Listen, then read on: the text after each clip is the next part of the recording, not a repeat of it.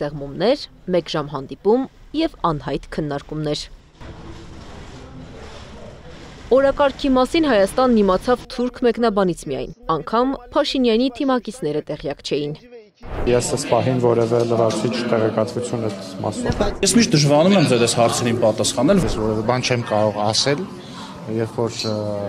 որևէ այց հաստատվի, կառավարությունը վստահաբար կհայտնի։ Նախագահ Էրդողանը անձամբ է հրավիրել Նիկոլ Փաշինյանին և օրակարգում կա 3 կարևոր կետ։ Առաջինը հարաբերությունների նորմալացման գործընթացի արագացված շարունակությունը, երկրորդը տնտեսական և առևտրային հարաբերությունների ուժեղացումը, երրորդը տարածաշրջանում տրանսպորտային ակտիվության և նախագծերի ավելացումը։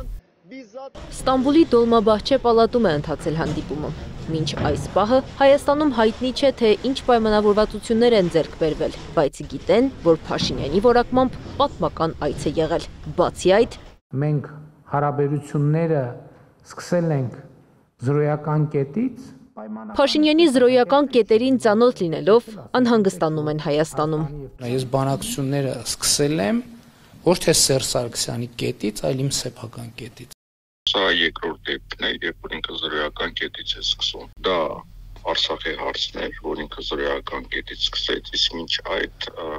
Դուբայում փակ գաղտնի բանակցություններ էր վարում Ադրբեջանի հետ առանց երրորդ կողմի մասնակցության կամ իմացության։ Ու հետևանքը տեսանք ինչ եղավ։ Եթե զուգահեռը տանենք, որ ինքը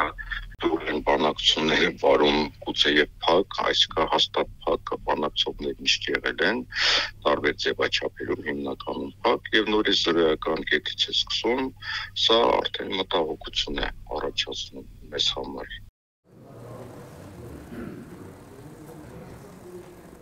Փաշինյանը Թուրքիայի հայ համայնքի հետ հանդիպմանը մի քանի անգամ նշել է ձեռքբերում բառը, բայց չի մանրամասնել, թե որոնք են դրանք։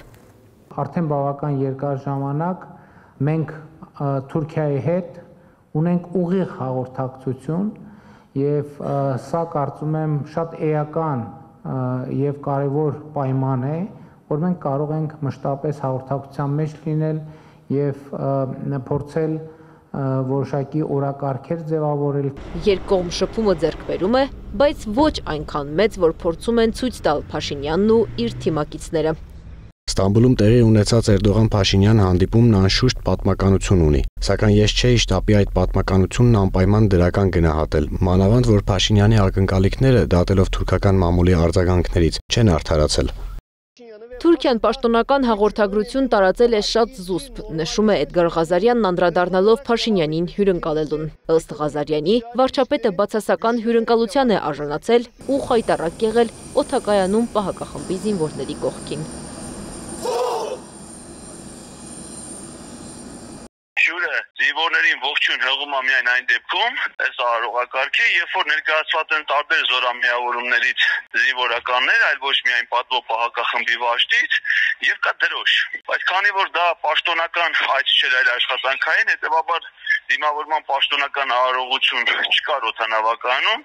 եւ անհրաժեշտություն չկար, որ Նիկոլ Փաշինյանը հատուկ